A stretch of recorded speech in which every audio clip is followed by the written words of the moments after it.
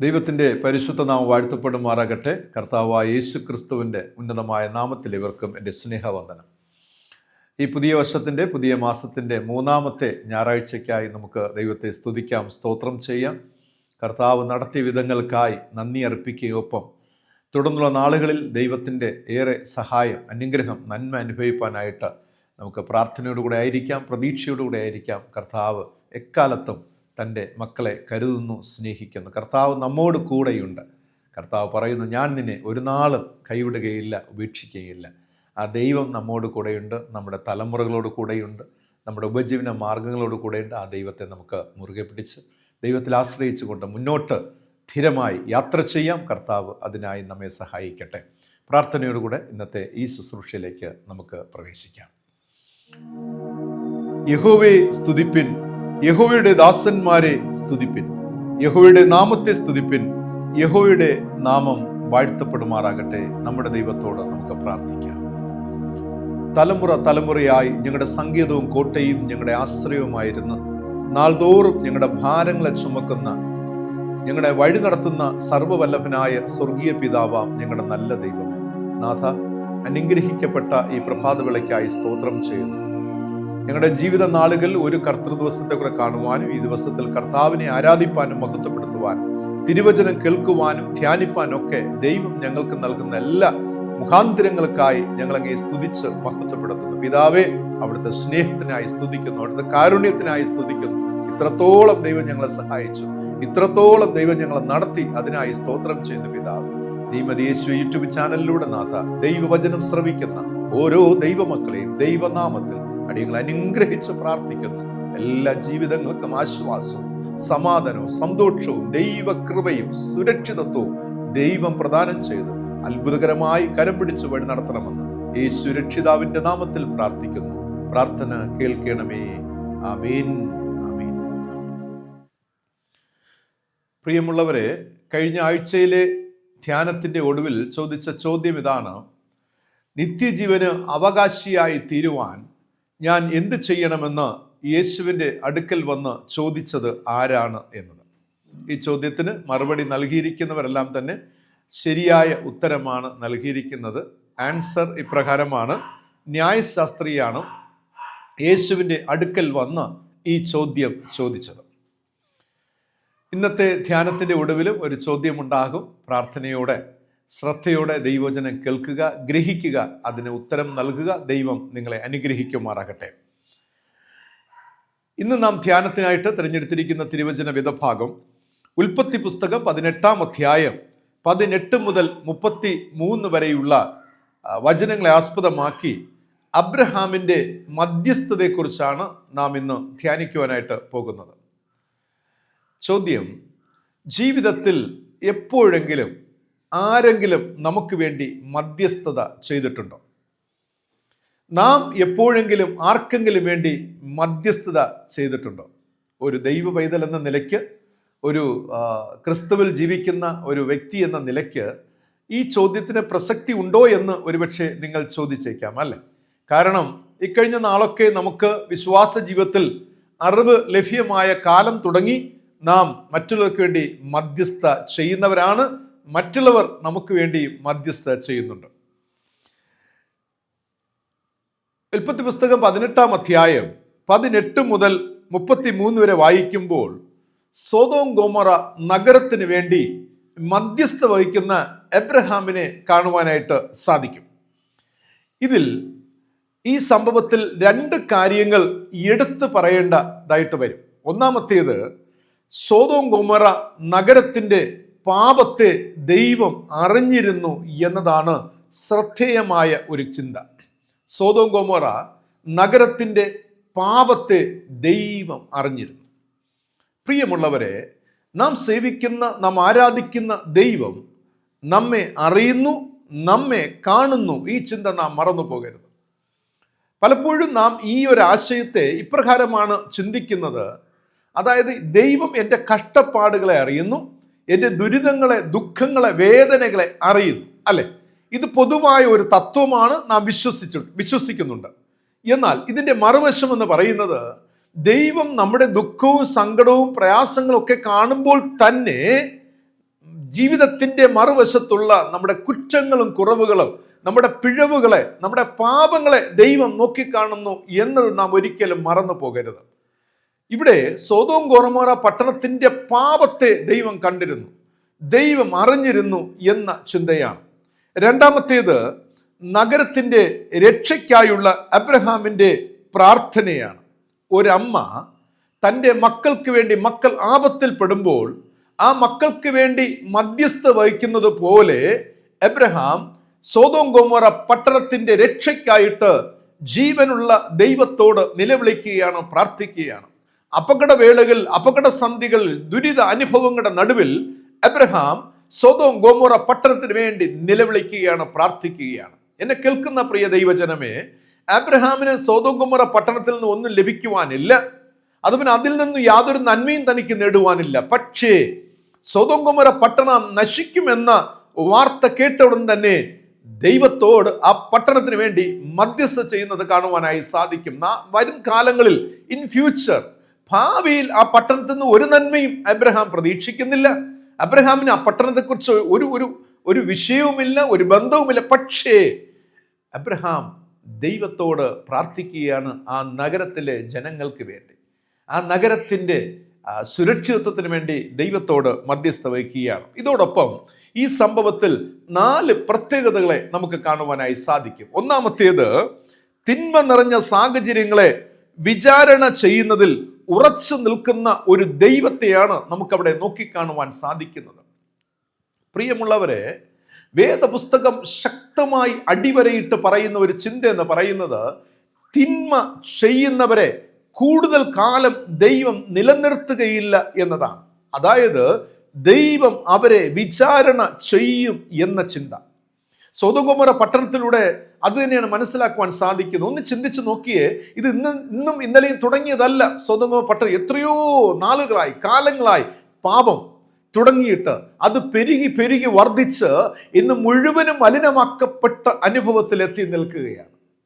ഒന്ന് ചിന്തിക്കണേ, നാം ഒരു സാധാരണ വെള്ളത്തിൽ ഒരു തുള്ളി അല്ലെങ്കിൽ പെയിന്റിന്റെ അല്ലെങ്കിൽ ഒരു തുള്ളി മഷിയോ എന്തെങ്കിലും നാം അതിൽ വീഴ്ത്തിയാൽ അല്ലെങ്കിൽ അതിൽ പകർന്നാൽ അത് പതിയെ ക്രമേണ ആ നിറം ആ വെള്ളം മുഴുവനും വ്യാപിക്കുന്നത് പോലെ ഈ എന്നോ തുടങ്ങി വെച്ച പാപത്തിന്റെ ആ ഒരു അടിസ്ഥാന അനുഭവങ്ങൾ പതിയെ കാലക്രമേണ അത് ആ പട്ടണത്തെ മുഴുവനും വ്യാപിച്ച് ഇരുട്ട് നിറഞ്ഞ, അന്ധകാരം നിറഞ്ഞ, പാപ പങ്കിലമായ ഒരു അനുഭവത്തിലേക്ക് ഈ പട്ടണം മുഴുവൻ മാറ്റപ്പെട്ടു എന്നതാണ്.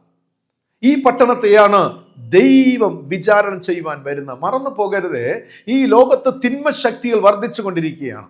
നമുക്ക് ചുറ്റും ഒക്കെ അല്ലെ, തിന്മ പ്രവൃത്തികളൊക്കെ വർദ്ധിച്ചു കൊണ്ടിരിക്കുമ്പോൾ ദൈവം കാണുന്നില്ല, അറിയുന്നില്ല എന്ന് ഒരിക്കലും നിങ്ങൾ ചിന്തിക്കരുത്. കാരണം ബൈബിൾ നമ്മെ പഠിപ്പിക്കുന്നത് വിചാരണ ചെയ്യുന്ന ഒരു ദൈവമുണ്ട്. കൃത്യസമയത്ത്, തക്ക സമയത്ത് ദൈവം അത് പ്രവർത്തിക്കും. മറന്നു പോകരുതേ. കാരണം തിന്മ നിറഞ്ഞു വരുമ്പോൾ ദൈവം നോക്കുകയാണ് ആരൊക്കെയാണ് തിന്മയിൽ നിന്ന്, തിന്മയെ വിട്ട് അകന്ന് നിൽക്കുന്നത്, എത്ര പേരാണ് തിന്മയോടൊപ്പം ചേർന്ന് പോകുന്നത്. ഇത് ദൈവം ശ്രദ്ധയോടെ നോക്കിക്കാണുകയാണ്. എന്നെ കേൾക്കുന്ന പ്രിയ ദൈവജനമേ, വിചാരണയുണ്ട്, ന്യായവിധി ഉണ്ട് എന്ന സത്യത്തെയാണ് ഈ സംഭവത്തിലൂടെ ഉള്ള പ്രത്യേകതയായി നമുക്ക് കാണുവാൻ സാധിക്കുന്നത്. രണ്ടാമത്തേത്, മനുഷ്യന്റെ ഏറ്റവും വിനയത്തോടു കൂടിയ യാചനകളിലേക്ക് ദൈവം എത്തിച്ചേരുന്നു എന്ന സത്യം കൂടെയാണ്.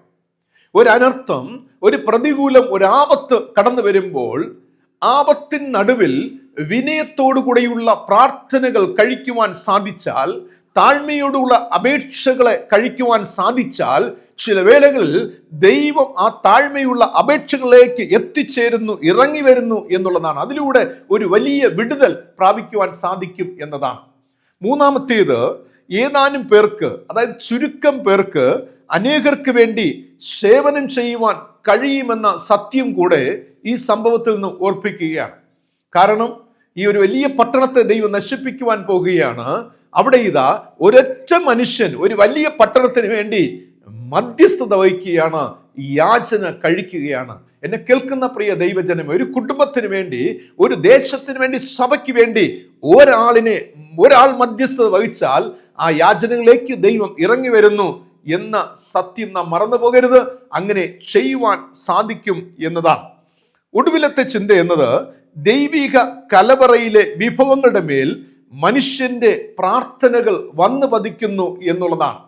ദൈവത്തിന്റെ വിഭവങ്ങളാകുന്ന കലവറ, ദൈവ അനുഗ്രഹങ്ങളുടെ മേൽ മനുഷ്യന്റെ പ്രാർത്ഥനകൾ വന്ന് പതിക്കുന്നു എന്നുള്ളതാണ്. അങ്ങനെയെങ്കിൽ നാം ഓരോ നിമിഷവും പ്രാർത്ഥിക്കുമ്പോൾ എൻ്റെ പ്രാർത്ഥനകൾ ദൈവ അനുഗ്രഹങ്ങളാകുന്ന ആ കലവറയിൽ വന്ന് പതിക്കത്തക്ക കോൺഫിഡൻസ് ഉണ്ടാകണം, വിശ്വാസം ഉണ്ടാകണം, ധൈര്യം ഉണ്ടാകണം, ആ ഒരു അറ്റാച്ച്മെന്റ് നമുക്കുണ്ടാകണം.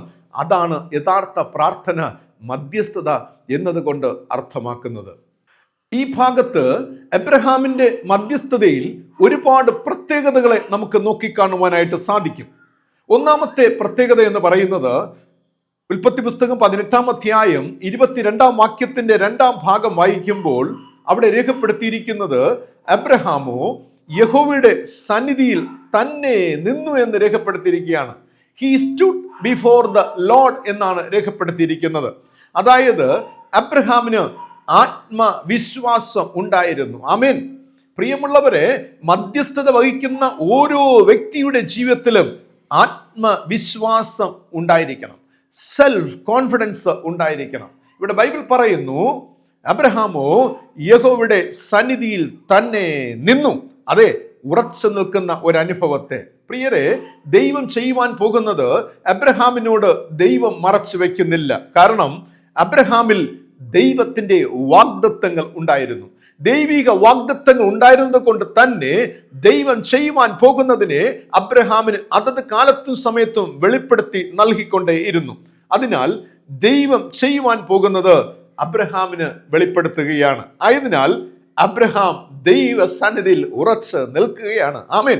എപ്പോഴാണോ ദൈവം ചെയ്യുവാൻ പോകുന്നത് അബ്രഹാമിന് വെളിപ്പെടുത്തി നൽകിയത്, ആ ഒരു വിശ്വാസം, ആ ഒരു കോൺഫിഡൻസ് ഉണ്ടല്ലോ, ദൈവം എന്നെ അറിയിച്ചു, അതുകൊണ്ട് അവൻ ഉറച്ച് മുന്നോട്ട് ഒരു ചുവട് വെച്ച് ദൈവത്തിന്റെ മുമ്പിൽ ഉറച്ച് നിൽക്കുകയാണ്.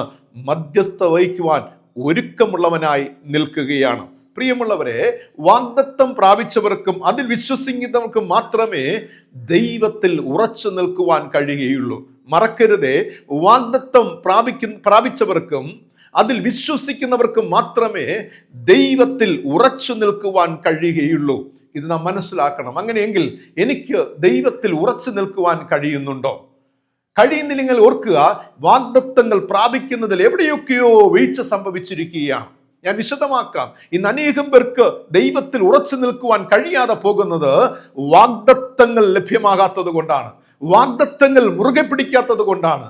പ്രസംഗം കേൾക്കുന്നുണ്ട്, ആരാധനകൾക്ക് പങ്കെടുക്കുന്നു, പക്ഷേ ദൈവിക വാഗ്ദത്തങ്ങളെ മുറുകെ പിടിച്ച് അതിനെ മനസ്സിൽ ധ്യാനിച്ച് അതിൽ തന്നെ വേരൂന്നിക്കൊണ്ട് ജീവിതത്തിൽ പ്രതീക്ഷയോടെ അതിൽ നിലനിൽക്കുവാൻ മനുഷ്യന് കഴിയുന്നില്ല.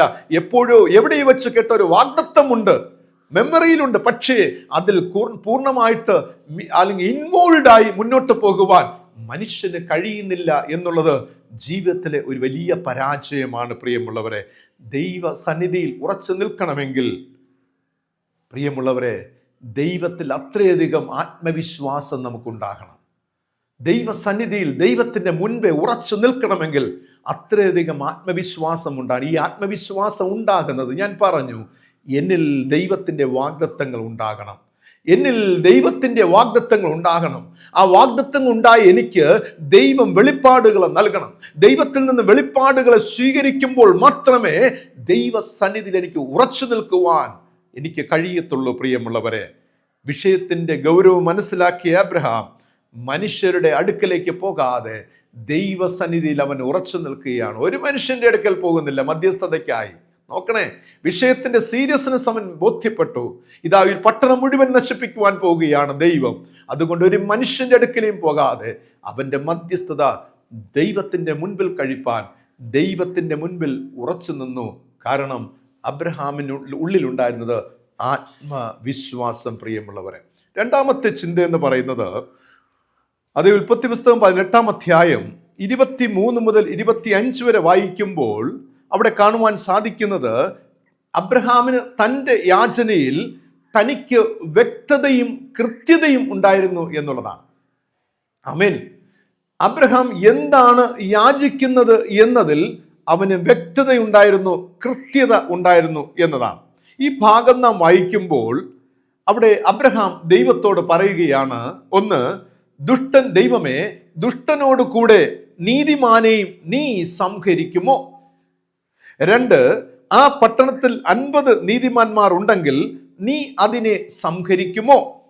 മൂന്ന്, 50 നീതിമാന്മാർ നിമിത്തം നീ അതിനോട് ക്ഷമിക്കയില്ലയോ? നാല്, നീ ഇങ്ങനെ ഒരു നാളും ചെയ്യുന്നതല്ലല്ലോ. അഞ്ച്, നീതിമാൻ ദുഷ്ടനെ പോലെ ആകത്തക്ക വണ്ണം ദുഷ്ടനോടുകൂടെ നീതിമാനെയും നീ ഒരു നാളും കൊല്ലുകയില്ല. വളരെ കോൺഫിഡന്റോട് കൂടെ പറയുകയാണ്. ആറ്, സർവഭൂമിക്കും ന്യായാധിപതി ആയവൻ നീതി പ്രവർത്തിക്കാതിരിക്കുമോ? ഈ 6 ചിന്തകൾ, അബ്രഹാം ദൈവത്തോട് ചോദിക്കുന്ന 6 കാര്യങ്ങൾ, പ്രിയമുള്ള, ഒരു വലിയ റിസർച്ച് ചെയ്യേണ്ട ഒരു ഭാഗമാണ്. ഒരുപാട് ആത്മീക സത്യങ്ങൾ അതിൽ ഉൾപ്പെട്ടിട്ടുണ്ട് പ്രിയമുള്ളവർ. ഞാൻ ഇന്ന് അത് പൂർണ്ണമായി വിശദമാക്കുന്നില്ല. പക്ഷെ ഇതിൽ ക്വൈറ്റ് കോൺഫിഡൻസ് ആണ്. അബ്രഹാമിന് ദൈവവുമായുള്ള ബന്ധത്തിൽ കൃത്യതയും വ്യക്തതയും ഉണ്ടായിരുന്നു എന്ന് മനസ്സിലാക്കുവാൻ സാധിക്കും പ്രിയമുള്ളവർ. ഞാൻ പറഞ്ഞു വരുന്നത്, ദൈവം എന്താണ്, ദൈവത്തിൻ്റെ സ്വഭാവം എന്താണ്, ദൈവത്തിൻ്റെ പ്രവൃത്തി എന്താണ് എന്നതിനെ കുറിച്ചുള്ള പൂർണ്ണ ബോധ്യം, വ്യക്തത എബ്രഹാമിന് ഉണ്ടായിരുന്നു. പ്രിയമുള്ളവരെ, പ്രാർത്ഥിക്കുന്നവരുടെ ജീവിതത്തിൽ ഉണ്ടാകേണ്ട ഒരു ഏറ്റവും വലിയ അടിസ്ഥാന ഘടകമാണ്. മധ്യസ്ഥത വഹിക്കുന്നവരുടെ ജീവിതത്തിൽ ഉണ്ടാകേണ്ട അടിസ്ഥാന ഘടകമാണ്. എത്രയോ മധ്യസ്ഥതകൾ നാം നോക്കിക്കണ്ടവരാണ്, കേട്ട് വളർന്നവരാണ്, അല്ലേ? പ്രിയമുള്ളവരെ, എല്ലാ മധ്യസ്ഥതകളിലും ദൈവം പ്രസാദിക്കുമെന്ന് നിങ്ങൾ കരുതുന്നുണ്ടോ? ഒരിക്കലും ഇല്ല പ്രിയമുള്ളവരെ. എല്ലാ മധ്യസ്ഥതകളും, പ്രിയമുള്ള എല്ലാവരും മധ്യസ്ഥ വഹിക്കുന്നുണ്ട്, ഞാനും പ്രാർത്ഥിക്കുന്നു എല്ലാവർക്കും വേണ്ടി. അതിൽ യാതൊരു കാര്യവുമില്ല. നമ്മൾ ദൈവത്തെ അറിയണം, ദൈവത്തിൻ്റെ സ്വഭാവം അറിഞ്ഞിരിക്കണം, ദൈവത്തിൻ്റെ പ്രവൃത്തിയുടെ എല്ലാ മേഖലകളെയും വ്യക്തമായും കൃത്യമായും മനസ്സിലാക്കിയിട്ടുണ്ടെങ്കിൽ മാത്രമേ പ്രിയമുള്ളവർ ശരിയായി മധ്യസ്ഥ വഹിക്കുവാനും അതിലൂടെ ദൈവിക പ്രവൃത്തി നമ്മിൽ വെളിപ്പെടുകയുള്ളൂ. മധ്യസ്ഥത എന്ന് പറയുന്നത് നിസ്സാരമായ ഒന്നല്ല പ്രിയമുള്ളവരെ. ആർക്കും എപ്പോഴും ആർക്കെങ്കിലും വേണ്ടി എന്തിനെങ്കിലും വേണ്ടി മധ്യസ്ഥ വഹിക്കാം എന്ന് അത് നമ്മുടെ സമയനഷ്ടമാണ് പ്രിയമുള്ളവരെ. അതുകൊണ്ട് പ്രയോജനമില്ല. ഞാൻ ഒരു വിഷയത്തിന് വേണ്ടി മധ്യസ്ഥ വഹിക്കുന്നുവെങ്കിൽ ഞാൻ വ്യക്തമായി ആ വിഷയത്തെക്കുറിച്ച് മനസ്സിലാക്കിയിരിക്കണം. ആ വിഷയവും ദൈവവും തമ്മിലുള്ള ബന്ധത്തെ മനസ്സിലാക്കിയിരിക്കണം. ആ വിഷയത്തിന്മേൽ ദൈവത്തിൻ്റെ സ്വഭാവം, ദൈവത്തിൻ്റെ പ്രവൃത്തി, ഇവയെക്കുറിച്ച് വ്യക്തമായി ബോധ്യത്തോടുകൂടെ മാത്രമേ ഞാൻ ദൈവത്തോട് മധ്യസ്ഥ വഹിക്കുവാൻ പാടുള്ളൂ പ്രിയമുള്ളവരെ. മധ്യസ്ഥതകൾ നിസ്സാരമായി കാണരുതേ. ഈ പ്രവൃത്തികൾ അറിഞ്ഞിരിക്കണം പ്രിയമുള്ളവരെ. ഇവിടെ അബ്രഹാം തൻ്റെ യാചനയിൽ തനിക്ക് വ്യക്തതയും കൃത്യതയും ഉണ്ടായിരുന്നു എന്നാണ് ബൈബിൾ നമ്മെ പഠിപ്പിക്കുന്നത്. മൂന്നാമത്തെയും ഒടുവിലത്തെയും ചിന്ത എന്ന് പറയുന്നത് ഉൽപ്പത്തി പുസ്തകം 18-ാം അധ്യായം 27-ാമത്തെ വാക്യം വായിക്കുമ്പോൾ അവിടെ അബ്രഹാം പറയുന്നു, പൊടിയും വെണ്ണീറുമായ ഞാൻ കർത്താവിനോട് സംസാരിപ്പാൻ തുനിഞ്ഞുവല്ലോ. ഇവിടെ തൻ്റെ യാചനയിൽ വിനയവും താഴ്മയും ഉണ്ടായിരുന്നു എന്ന് മനസ്സിലാക്കുവാൻ കഴിയും. നോക്കണേ, അബ്രഹാമിൽ വാഗ്ദത്തങ്ങൾ ഉണ്ടായിരുന്നു. അതുകൊണ്ട് തന്നെ ചെയ്യുവാൻ പോകുന്നതിന് അബ്രഹാമിന് ദൈവം വെളിപ്പെടുത്തി കൊടുക്കുന്നു. അവൻ മധ്യസ്ഥതയ്ക്കായി ചെല്ലുകയാണ്. ആ സമയത്ത് അവൻ അധികാരപൂർവമല്ല, അവന് അങ്ങനെയുള്ളൊരു ആവേശത്തോടെ ഒന്നും അല്ല. കാരണം ദൈവം എനിക്ക് വെളിപ്പെടുത്തി തന്നത് കൊണ്ട് ഞാൻ എന്തോ ആണ് എന്ന ഭാവമൊന്നും അവനില്ലായിരുന്നു. എന്നിൽ ദൈവത്തിൻ്റെ വാഗ്ദത്തങ്ങളുണ്ട്, അതിൻ്റെ ഭാവവും അവനിലില്ലായിരുന്നു. മറിച്ച് ഈ റിക്വസ്റ്റ് മറ്റ് ഏറ്റവും പ്രധാനപ്പെട്ട ചിന്ത എന്ന് പറയുന്നത്, അബ്രഹാം തനിക്ക് വേണ്ടിയല്ല യാചിക്കുന്നത്, തൻ്റെ കുടുംബത്തിനോ തൻ്റെ ആവശ്യങ്ങൾക്ക് വേണ്ടി ഒന്നുമല്ല മധ്യസ്ഥ വഹിക്കുന്നത്. അബ്രഹാം മറ്റൊരു വിഷയത്തിന് വേണ്ടിയാണ്, മറ്റൊരു പട്ടണത്തിന് വേണ്ടിയാണ് യാചിക്കുന്നത് എന്ന് ഓർക്കുക. അങ്ങനെ മറ്റൊരു വിഷയത്തിന് വേണ്ടി, താനുമായി ബന്ധമില്ലാത്ത ഒരു കാര്യത്തിന് വേണ്ടി പ്രാർത്ഥിക്കുമ്പോൾ പോലും അബ്രഹാം സ്വയം വിനയപ്പെടുത്തുകയാണ്, തന്നെ താഴ്ത്തുകയാണ്. ആമേൻ. എന്നെ കേൾക്കുന്ന പ്രിയ ദൈവജനമേ, നാം മറ്റുള്ളവർക്കായി പ്രാർത്ഥിക്കുമ്പോൾ നമ്മിൽ വിനയമുണ്ടാകാറുണ്ടോ? ഞാൻ എനിക്ക് വേണ്ടി പ്രാർത്ഥിക്കുമ്പോൾ എനിക്കുണ്ടാകുന്ന വിനയം, താഴ്മ, ദൈവസന്നിധിയിലെ താഴ്മ, അത് മറ്റുള്ളവർക്ക് വേണ്ടി പ്രാർത്ഥിക്കുമ്പോൾ ഉണ്ടാകാറുണ്ടോ? പലപ്പോഴും മറ്റുള്ളവർക്ക് വേണ്ടി പ്രാർത്ഥിക്കുമ്പോൾ നാം കമാൻഡ് ചെയ്യാറുണ്ട്, അധികാരപൂർവ്വം പറയുവാറുണ്ട്, അല്ലെ? നമുക്ക് വേണ്ടി പ്രാർത്ഥിക്കുമ്പോൾ നാം വളരെ വിനയത്തോടെ, താഴ്മയോടെ, കണ്ണുനീരോടെ, അല്ലെങ്കിൽ ദൈവസന്നിധി എത്രത്തോളം താഴുവാൻ കഴിയും അങ്ങനെയൊക്കെ താഴ്മയോടെ പ്രാർത്ഥിക്കുന്ന അനുഭവങ്ങൾ ഉണ്ടാകാറുണ്ട്. ഇവിടെ അബ്രഹാം പറയുകയാണ്, ദൈവമേ, പൊടിയും വെണ്ണീറുമായ ഞാൻ കർത്താവിനോട് സംസാരിപ്പാൻ തുനിഞ്ഞുവല്ലോ. ഐ എം നോട്ട് എലിജിബിൾ, ഞാൻ യോഗ്യനല്ല കർത്താവേ. ഒന്ന് ചിന്തിച്ചേ. അവൻ കർത്താവേ, ഇത്രയൊക്കെ നീ എനിക്ക് വെളിപ്പെടുത്തി, ഞാൻ അങ്ങയോട് സംസാരിച്ചുകൊണ്ടിരിക്കുകയാണ്, അങ്ങനോട് സംസാരിച്ചു, പക്ഷെ ഞാൻ യോഗ്യനല്ല കർത്താവേ. എപ്പോഴെങ്കിലും കർത്താവിനോട് പറയുവാൻ കഴിയുമോ?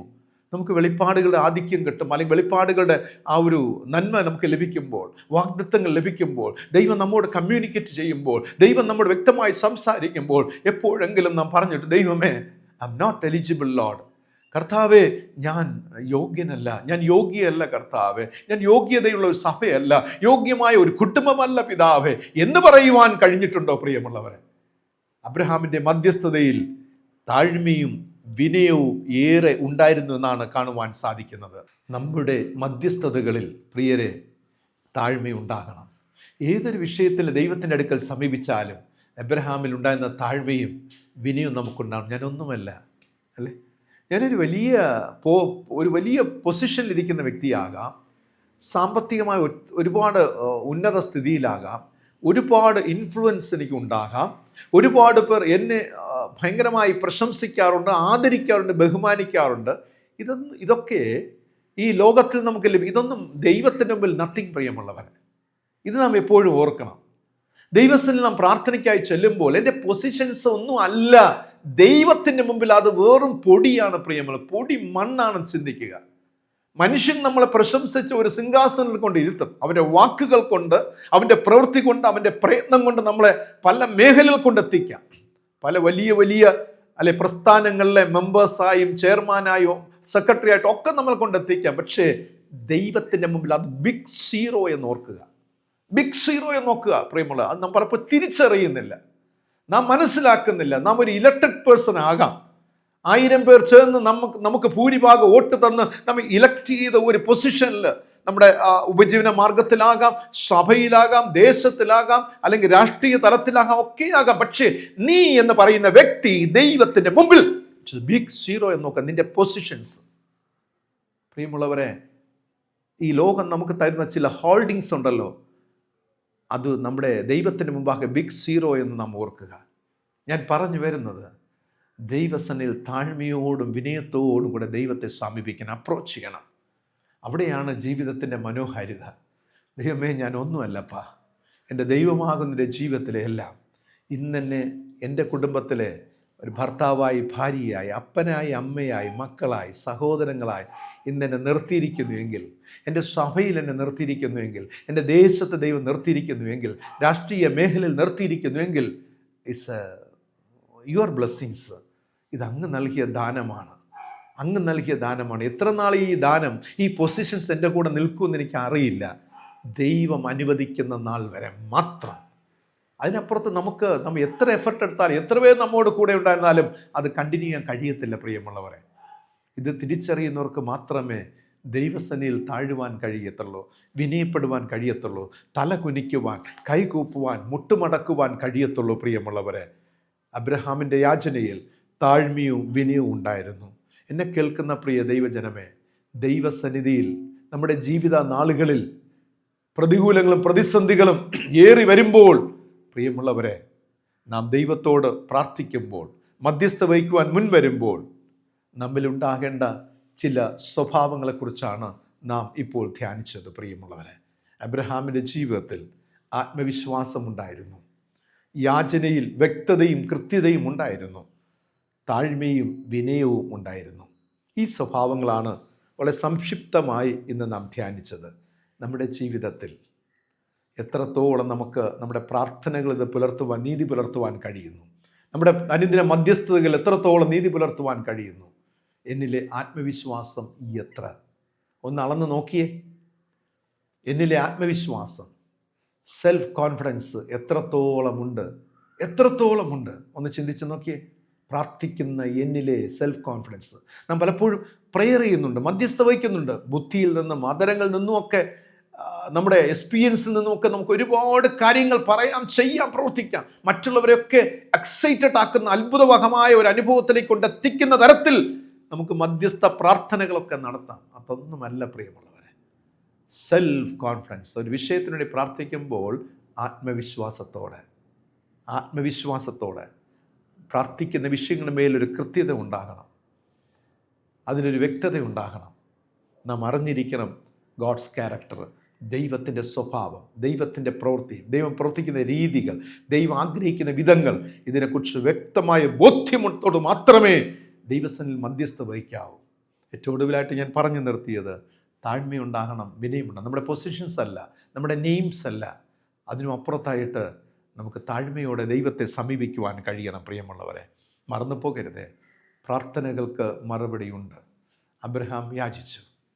സൊദോം ഗൊമോറ പട്ടണം അഗ്നിക്കിരയാകുന്ന സമയത്ത് ലോത്ത് എന്ന മനുഷ്യനെ അവിടെ നിന്ന് രക്ഷപ്പെടുത്തുവാൻ കഴിഞ്ഞു എന്നുള്ളതാണ്, അല്ലേ? എത്ര ധന്യമായ അനുഭവം! നിങ്ങളുടെ മധ്യസ്ഥതയിൽ ഒരു വ്യക്തിയെ, ഒരു കുടുംബത്തെ, ഒരു ദേശത്തെ രക്ഷിക്കുവാൻ കഴിയണം. നിങ്ങളുടെ ആയുസ്സിൽ എത്ര പേർക്ക് അതിന് സാധിക്കും? എൻ്റെ മധ്യസ്ഥത കൊണ്ട് ഈ ആയുസ്സിൽ ഒരു വ്യക്തിയെ, 70 വർഷത്തെ എൻ്റെ ജീവിതത്തിൽ എൻ്റെ മധ്യസ്ഥതയിലൂടെ ഒരു വ്യക്തിയെ, ഒരു കുടുംബത്തെ, ഒരു ദേശത്തെ, ഒരു സഭയെ രക്ഷയിലേക്ക്, ദൈവകോപത്തിൽ നിന്നും രക്ഷിപ്പാൻ കഴിയുന്നുവെങ്കിൽ പ്രിയമുള്ളവരെ, ക്രിസ്തുവിശ്വാസം കൊണ്ട്, ക്രിസ്തുവുള്ള ജീവിതം കൊണ്ട് ധന്യമായി എന്ന് ഞാൻ പറയും. നിങ്ങളുടെ ജീവിതത്തിനൊരർത്ഥമുണ്ടായി. ഇത്രയും നാൾ പാടിയതും പ്രാർത്ഥിച്ചതും ദൈവത്തോട് യാചിച്ചതിനും ഫലമുണ്ടായി, അതിനൊരർത്ഥമുണ്ടായി എന്ന് പറയുവാൻ സാധിക്കും. പ്രിയമുള്ളവരെ, മറന്നു പോകരുതേ, പ്രാർത്ഥനകൾക്ക് മറുപടിയുണ്ട്. മധ്യസ്ഥതകൾക്ക് എല്ലായ്പ്പോഴും അബ്രഹാം തന്നെ നമുക്ക് മാതൃകയാണ്. മധ്യസ്ഥതകൾ ഈ കാലഘട്ടത്ത് അനിവാര്യമാണ്, നമ്മുടെ ദേശത്തിന് അനിവാര്യം, നമ്മുടെ തലമുറകൾക്ക് അനിവാര്യമാണ്. അപ്രകാരമുള്ള വിധത്തിൽ മധ്യസ്ഥ വഹിക്കുവാൻ ദൈവത്തിൻ്റെ പരിശുദ്ധാത്മാവ് നമ്മെ സഹായിക്കട്ടെ. ഇന്നത്തെ ചോദ്യം ഇതാണ്: ഏത് ദേശത്തിന് വേണ്ടിയാണ് അബ്രഹാം മധ്യസ്ഥത വഹിച്ച് പ്രാർത്ഥിച്ചത് ദൈവത്തോട്? ഏത് ദേശത്തിന് വേണ്ടിയാണ് അബ്രഹാം ദൈവത്തോട് മധ്യസ്ഥത വഹിച്ച് പ്രാർത്ഥിച്ചത്? നിങ്ങളുടെ ഉത്തരങ്ങൾ കമൻറ്റ് ബോക്സിൽ രേഖപ്പെടുത്തുക. ദൈവത്തിൻ്റെ ആത്മാവ് നമ്മെ സഹായിക്കട്ടെ. ആമീൻ. കണ്ണുകളടയ്ക്കാം, ദൈവത്തോട് നമുക്ക് പ്രാർത്ഥിക്കാം. അത്ഭുതവാനും കാരുണ്യവാനും നാൾതോറും ഞങ്ങളുടെ കരം പിടിച്ച് നടത്തുകയും ചെയ്യുന്ന സർവ്വലഭനായ സ്വർഗീയ പിതാവാം നല്ല ദൈവം, അവിടുത്തെ സ്നേഹത്തിനായി, അവിടുത്തെ കരുണയ്ക്കായി, കാരുണ്യത്തിനായി സ്തോത്രം ചെയ്യുന്നു. ഇത്രത്തോളം ദൈവം സഹായിച്ചല്ലോ, ഇത്രത്തോളം നടത്തിയല്ലോ നാഥ. കർത്താവെ, മുന്നോട്ടുള്ള ഓരോ പ്രയാണങ്ങളിലും, ഓരോ ചുവട് വയ്ക്കുമ്പോൾ ദൈവിക അത്ഭുതങ്ങൾ കാണുവാൻ, ദൈവിക നന്മകൾ അനുഭവിപ്പാൻ സ്വർഗീയ പിതാവായ ദൈവം ഞങ്ങളെ സഹായിച്ച് അനുഗ്രഹിക്കണമെന്ന് പ്രാർത്ഥിക്കുന്നു. അബ്രഹാം മധ്യസ്ഥ വെച്ച് പ്രാർത്ഥിച്ചതുപോലെ ഞങ്ങളുടെ ജീവിതത്തിലും കർത്താവ് ശരിയായ രീതിയിലുള്ള മധ്യസ്ഥ വഹിക്കുവാൻ കർത്താവ് സഹായിക്കണമേ. അബ്രഹാം ഞങ്ങൾക്ക് അതിന് മാതൃകയാണ്. കർത്താവെ, ഈ വചനം ശ്രവിച്ച എല്ലാ അവിടുത്തെ പ്രിയ മക്കൾക്കായി സ്തോത്രം ചെയ്യും. കഴിഞ്ഞ ഒരാഴ്ചക്കാലം കർത്താവിൻ്റെ കൃപ കൂടെ ഇരുന്നല്ലോ. ഈ ആഴ്ചയിലും ദൈവത്തിന് മഹത്വം കരുതുന്ന ജീവിതത്തെ കഴിപ്പാൻ ദൈവം പ്രിയപ്പെട്ടവരെ സഹായിക്കണം. ആവശ്യമായ സ്വർഗീയ അനുഗ്രഹങ്ങളും ആത്മീയ അനുഗ്രഹങ്ങളും ഭൗതിക അനുഗ്രഹങ്ങളാൽ ദൈവം നിറച്ച് വഴി നടത്തണം. വചനം നിന്റെ മക്കളെ ഭരിക്കട്ടെ, വചനം വഴികാട്ടിയായി തീരട്ടെ. വചനത്തിൽ ആമേൻ കർത്താവെ വിശ്വസിച്ച് വചനത്തിൽ മുറുകെ പിടിച്ചുകൊണ്ട് മുന്നോട്ട് യാത്ര ചെയ്യുവാൻ, നിത്യതയെ ലക്ഷ്യമാക്കി യാത്ര ചെയ്യുവാൻ, കാൽവരി കുരിശിൽ ഞങ്ങൾക്കായി യാഗമായി തീർന്ന ക്രിസ്തുവിനെ അവിടുത്തെ തിരുരക്തത്താൽ കഴുകപ്പെട്ടവരായി നിത്യ ജീവന് അവകാശികളായി തീരുവാൻ കർത്താവെ അവിടുന്ന് സഹായിച്ച് അനുഗ്രഹിക്കണമെന്ന് പ്രാർത്ഥിക്കുന്നു. എല്ലാവരെയും ബ്ലസ് ചെയ്ത് പ്രാർത്ഥിക്കുന്നു. തിരുക്കൃപ നീളായി കൂടിയിരിക്കട്ടെ. ഈ ചാനലിൽ പിന്നെ പ്രവർത്തിക്കുന്ന ഞങ്ങളുടെ യുവ സഹോദരങ്ങൾക്കായി, അവരുടെ കുടുംബാംഗങ്ങൾക്കായി സ്തോത്രം. അവിടെ മേൽ ദൈവാത്മാവിന്റെ ശക്തിയും കൃപയും തലമുറയായി കൂടിയിരിക്കുമാറാകട്ടെ. യേശു രക്ഷിതാവിന്റെ നാമത്തിൽ പ്രാർത്ഥിക്കുന്നു. പ്രാർത്ഥന കേൾക്കണമേ. ആമീൻ. കർത്താവിന്റെ പ്രാർത്ഥന നമുക്ക് ഒരുമിച്ച് ചൊല്ലാം. സ്വർഗസ്ഥനായ ഞങ്ങളുടെ പിതാവേ, തിരുനാമം വിശുദ്ധീകരിക്കപ്പെടണമേ, തിരുരാജ്യം വരണമേ, തിരുവിഷ്ടം സ്വർഗത്തിലെ പോലെ ഭൂമിയിലും ആകണം. ഞങ്ങൾക്ക് ആവശ്യമുള്ള ആഹാരം തരണം. ഞങ്ങൾ കടക്കാരോട് ക്ഷമിച്ചിരിക്കുന്നത് പോലെ ഞങ്ങളുടെ കടങ്ങളും ഞങ്ങളോട് ക്ഷമിക്കണം. ഞങ്ങളെ പരീക്ഷയിൽ കടത്താതെ ദുഷ്ടങ്ങളിൽ നിന്ന് വിടുവിക്കണം. രാജ്യവും ശക്തിയും മഹത്വം എന്നിവനേക്കും പിതാവിനുള്ളതല്ലോ. ആമേൻ. പിതാവും പുത്രനും പരിശുദ്ധാത്മാവുമായ ത്രിയേക ദൈവത്തിന്റെ കൃപാനുഗ്രഹ സമാധാനം സന്തോഷവും ദൈവകൃപ നിങ്ങളെ ഇന്നും എന്നും സർവ്വദ സദാകാലം കൂടിയിരിക്കുമാറാകട്ടെ. ആമേൻ. ആമേൻ. പ്രിയരെ, അബ്രഹാമിനെ പോലെ ജീവിതത്തിൽ മധ്യസ്ഥത ചെയ്യാം. അതിലൂടെ അനേകം പേരെ തീയിൽ നിന്ന് വലിച്ചെടുക്കുവാൻ ദൈവത്തിൻ്റെ പരിശുദ്ധാത്മ നമ്മെ സഹായിക്കട്ടെ. God bless you all. Thank you very much.